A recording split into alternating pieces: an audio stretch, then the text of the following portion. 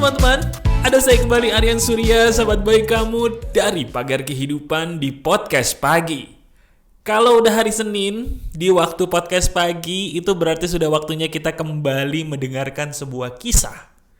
Kisah yang tidak biasa, tapi justru kisah ini dialami oleh kebanyakan orang, termasuk kamu nih.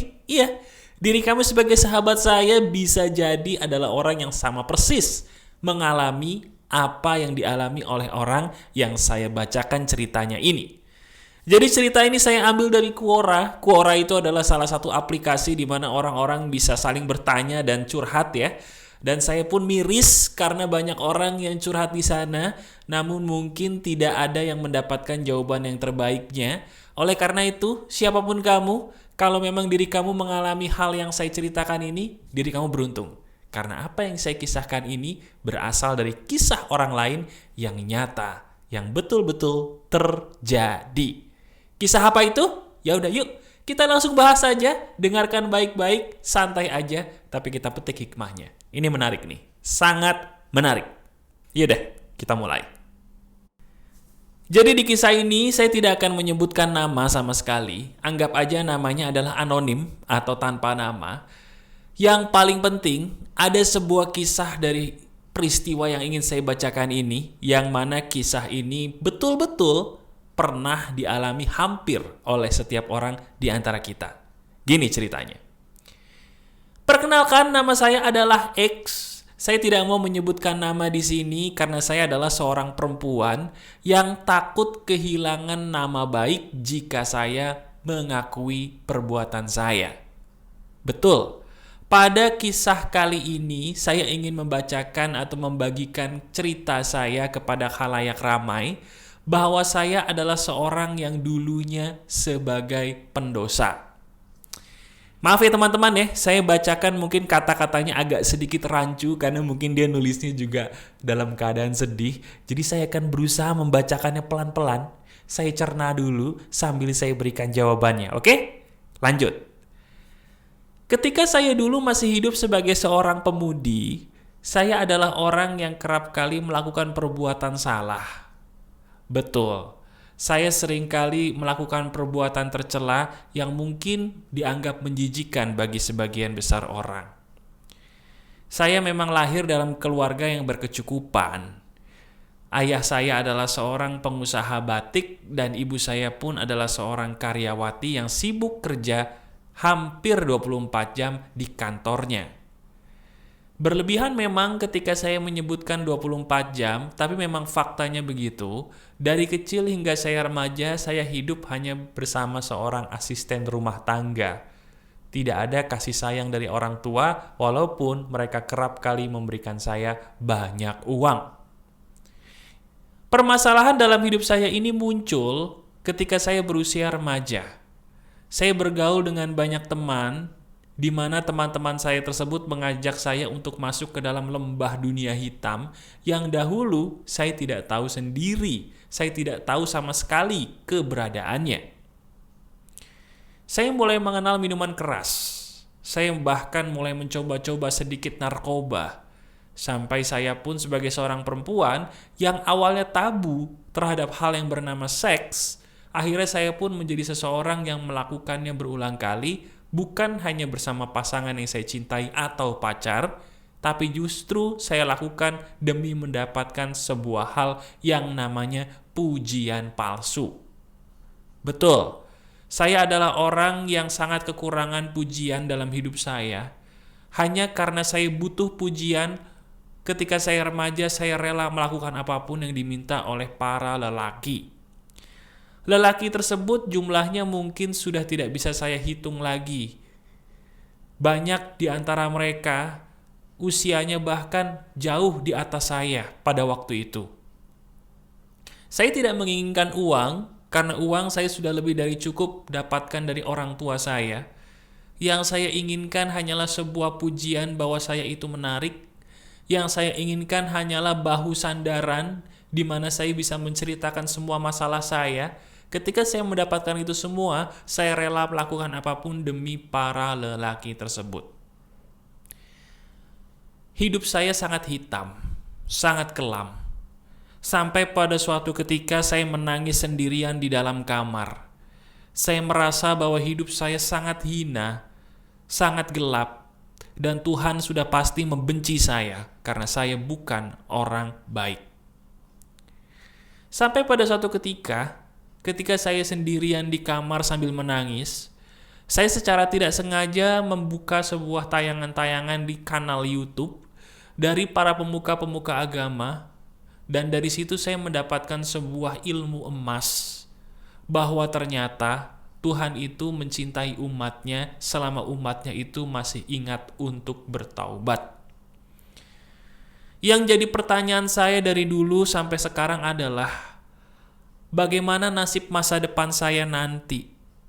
Kalau Tuhan memang bisa mengampuni, tapi apakah manusia-manusia di masa depan saya nanti bisa mengampuni saya?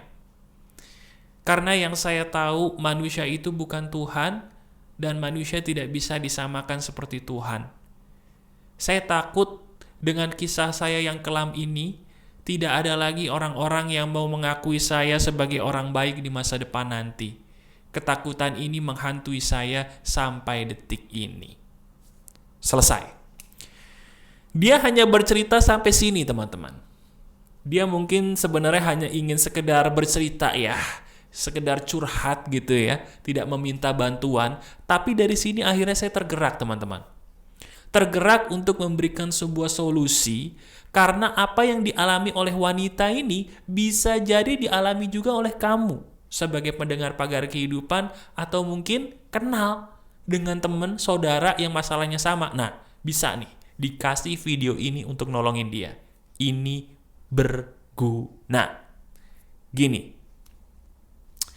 Pertama, kalau kamu dengar dari kisah tadi, teman-teman, orang yang curhat di dalam kisah ini sebenarnya dia sudah ngasih tahu ya, kenapa kok dia melakukan hal-hal yang mohon maaf tercela seperti ini. Apa coba? Coba sekarang saya pengen tanya, apa menurut kamu yang membuat dia jadi rela melakukan hal-hal yang bagi sebagian besar orang ini salah banget? Betul. Dia rela melakukan itu karena dia tidak mendapatkan satu hal yang tidak ternilai di dunia ini. Hal apa itu? Coba sebutkan. Hal apa? Benar. Cinta kasih orang tua. Ini loh. Ini yang jadi permasalahan orang-orang zaman sekarang. Kita ini seringkali ketuker antara kebutuhan dan keinginan. Benar? Sadar nggak? Ayo, sekarang kita bahas dulu nih. Ini menarik. Saya ulangi lagi perkataan saya. Zaman sekarang kita ini seringkali tertukar antara kebutuhan dengan keinginan. Kita itu memang ingin sih dapat hal yang namanya semua kebutuhan materi. Iya kan? Pengen punya handphone canggih, pengen punya mobil mewah, pengen punya motor mewah, pengen punya rumah gede, pengen punya pacar, pengen punya suami, istri, dan lain-lain. Tapi sadar nggak? Kalau kita telusuri, yang membuat hidup kita jadi seolah-olah mohon maaf banyak musibahnya adalah karena kita tidak mampu membedakan bahwa ini sekedar keinginan, bukan yang gua butuh. Setuju? Coba sekarang sampai sini kita renungkan dulu hidup kita deh. Ayo renungkan dulu hidup kita pelan-pelan. Belakangan dalam hidup yang membuat kita jadi sedih terus, marah terus, kecewa terus itu apa sih? Kalau jujur sepertinya emang bener mas.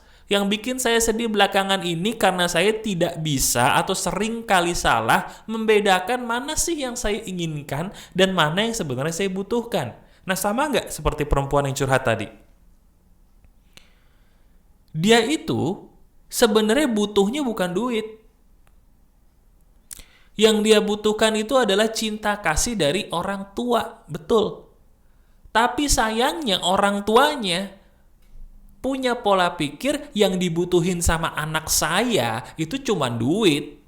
Biar dia bisa beli handphone, biar dia bisa beli laptop, biar dia bisa beli baju paling keren, biar dia bisa jalan-jalan sama teman-temannya. Anak saya cuma butuh itu. Ya kan? Nah, pandangan yang keliru seperti ini yang akhirnya melahirkan banyak sekali generasi-generasi muda yang patah hati, depresi, sedih sendiri, stres sendiri. Bahkan maaf banget, nggak sedikit juga di antara mereka yang memutuskan untuk bunuh diri. Betul? Nah, dari sini baru kita telusuri lagi. Ada loh, teman-teman, sebuah hal yang namanya luka akibat pukulan batin. Saya ulangi ya. Ada loh luka dalam hidup kita yang itu berbekas. Luka itu ditimbulkan bukan karena pukulan orang, bukan, tapi karena pukulan batin. Apa itu mas pukulan batin? Pukulan batin itu adalah sebuah hal yang kayak si cewek ini alami. Dia stres banget, dia kecewa banget, dia kesepian banget, gak dapetin cinta kasih dari orang tuanya. Tiba-tiba karena dia kecewa banget, stres banget, ada efeknya tuh. Apa tuh? Dia rela melakukan hal-hal yang dia tahu dia salah, tapi dia tetap lakukan. Kenapa orang bisa melakukan hal yang salah padahal dia tahu itu salah? Karena dia butuh. Dia butuh sesuatu. Karena dia butuh sesuatu, dia rela melakukan hal yang sudah tahu salah tetap dilakukan. Dan itu kan yang terjadi belakangan ini dalam hidup orang-orang di sekitar kita. Lihat deh. Lihat. Coba kita lihat lagi. Orang bekerja sebagai wanita tunasusila contohnya. Dia tahu itu salah. Tapi kenapa dia bekerja sebagai wanita tunasusila? Karena dia punya kebutuhan. Betul nggak? Saya punya kebutuhan, pengen nyekolahin anak, pengen merubah hidup anak, pengen membahagiakan anak. Dia tahu itu salah, tapi kenapa dia tetap lakukan? Karena dia punya kebutuhan yang lebih besar daripada rasa malunya. Nah, itulah yang terjadi dengan anak ini. Tadi miris banget ya teman-teman ya. Dia ngelakuin hal yang maaf banget deh. Itu sangat tercela sebenarnya, hanya untuk mendapatkan sebuah pengakuan bahwa saya ini cantik loh, bahwa saya ini berharga loh, bahwa saya ini bisa loh diterima sama kamu sebagai manusia berharga. Coba sekarang lihat kita deh. Kita lihat diri kita sendiri. Kita juga hampir sepertinya ya, pernah mau melakukan apapun demi mendapatkan pengakuan dari orang lain bahwa kita nih oke loh, bahwa kita nih berharga loh, bahwa kita nih orang yang layak loh diterima oleh orang lain. Benar nggak? Betul? Bahkan kalau saya jujur, maaf nih, masalah kita tuh rata-rata muncul ke permukaan, jadi ada gitu ya. Gara-gara kita nih ngotot pengen orang lain tuh mengakui bahwa kita tuh oke loh, bahwa kita tuh sama loh, bisa diterima loh. Betul nggak? Sampai akhirnya kita ngelakuin ya hal-hal aneh gitu di sosmed, foto-foto aneh gitu di sosmed. Kita tahu itu aneh, kita tahu itu sebaiknya nggak gitu, kita tahu itu palsu, kita paham. Tapi kenapa kita tetap lakukan? Karena kita butuh pengakuan dari mereka bahwa kita tuh bahagia loh, bahwa kita tuh cantik atau cakep loh, bahwa kita tuh keren loh. Bener nggak? Betul atau tidak? Itu pernah terjadi dalam hidup kita, pernah terjadi dalam hidup kamu. Renungkan. Nah, ini dia yang jadi akar permasalahan dari wanita yang curhat tadi, teman-teman. Dia menjadi seperti itu karena dalam dirinya dia haus akan pengakuan dan kasih sayang. Akibatnya, hanya demi itu semua dia melakukan hal-hal yang mungkin tidak mau dilakukan orang-orang lain selain dia, yaitu menjual badannya. Betul, menjual badannya. Sedih ya? Sedih banget. Tapi itu fakta loh. Itu yang terjadi dalam kehidupan lingkungan kita sekarang. Lihat aja kiri kanan. Pasti kamu menemukan juga suatu saat nanti. Nah, terus pertanyaan besarnya gini. Mas, dia ini kan sekarang udah sadar nih. Kalau dia sadar untuk kembali kepada Tuhan gitu kan. Gimana dengan orang-orang di masa depan dia nanti? Apakah orang-orang di masa depan dia nanti bisa menerima dia seperti Tuhan menerima dia kembali? Tadi dia juga nulis bagus tuh ya. Bahwa manusia itu kan tidak seperti Tuhan. Tuhan itu tidak seperti manusia. Tuhan bisa mengampuni dan bisa menerima, tapi bagaimana dengan manusia? Iya kan, kita hidup bersama manusia nih. Kalau kita tidak bisa diterima oleh manusia karena masa lalu kita yang buruk, itu gimana, Mas? Nah, untuk ini saya pengen tahu jawaban dari kamu dulu. Tulis di komentar sekarang. Bagaimana saran kamu untuk perempuan atau laki-laki lah di luar sana yang masalahnya sama, punya masa lalu kelam, dan dia bertanya kepada kamu ceritanya, gimana nih saya takut tidak bisa diterima oleh manusia-manusia lain di masa depan karena aib saya di masa lalu. Bagaimana saran dari kamu? Bagaimana petunjuk yang bisa kamu berikan kepada dia sebagai sahabat? Tulis di komentar, nanti saya berikan hati. Tulis bantuan kamu sekarang di komentar, silakan. Sambil kamu menuliskan, izinkan saya untuk memberikan sebuah solusi dari sudut pandang saya sendiri. Gini solusinya. Tuhan itu memang tidak bisa disamakan dengan manusia. Saya setuju 1000%. Betul. Tapi kamu lupa. Lupa apa, Mas? Lupa bahwa Tuhan itu yang menciptakan manusia. Kamu juga lupa bahwa Tuhan itu yang menciptakan semua kebahagiaan yang bisa membahagiakan manusia. Setuju nggak? Setuju nggak sampai sini? Iya kan?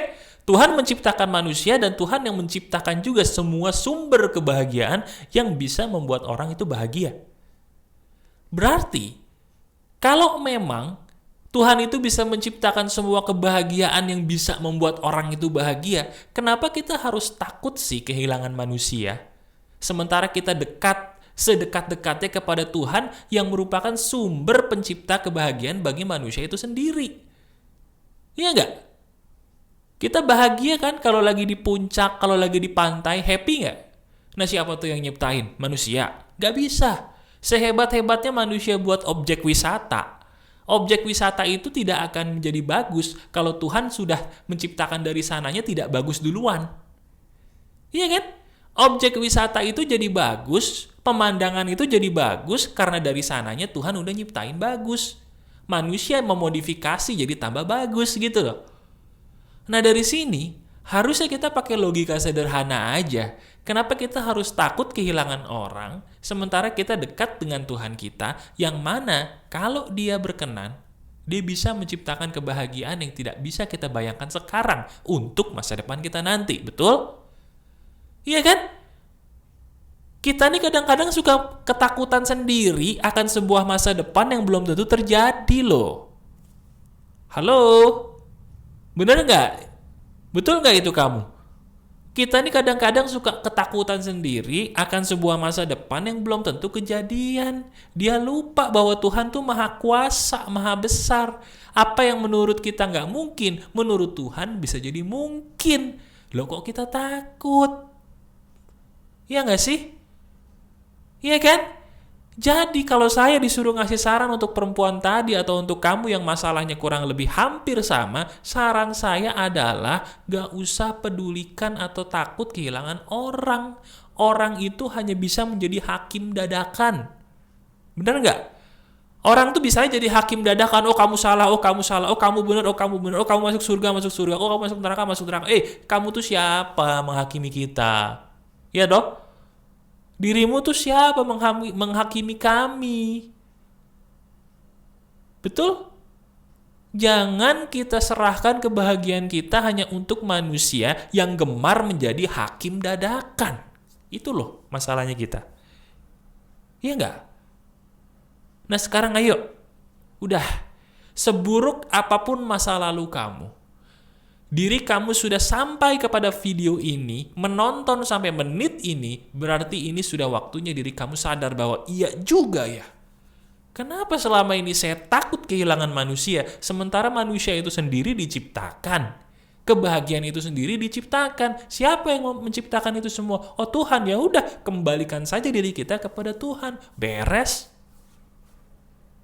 Iya nggak? Nah, sudah mulai senyum-senyum sendiri, berarti diri kamu sudah sadar bahwa apa yang saya katakan ini lagi-lagi betul dan kamu setuju. Ya udah, Sekarang jadikan kisah Quora di hari ini sebagai pecut yang memberikan kamu semangat. Maju lagi. Tutup lembaran lama kamu kemarin yang hitam. Tidak perlu setiap orang tahu masalah kamu. Cukup Tuhan dan dirimu aja yang tahu. Setelah itu, buka lembaran baru dan pakai pola pikir baru yang saya ajarkan di video ini. Jangan takut kehilangan manusia. Takutlah kehilangan berkah dari Tuhanmu.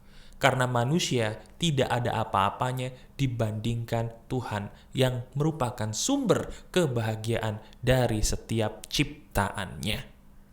Renungkan perkataan saya ini sampai kamu akhirnya bertanya, kenapa saya bisa sebodoh ini dulu? Renungkan deh.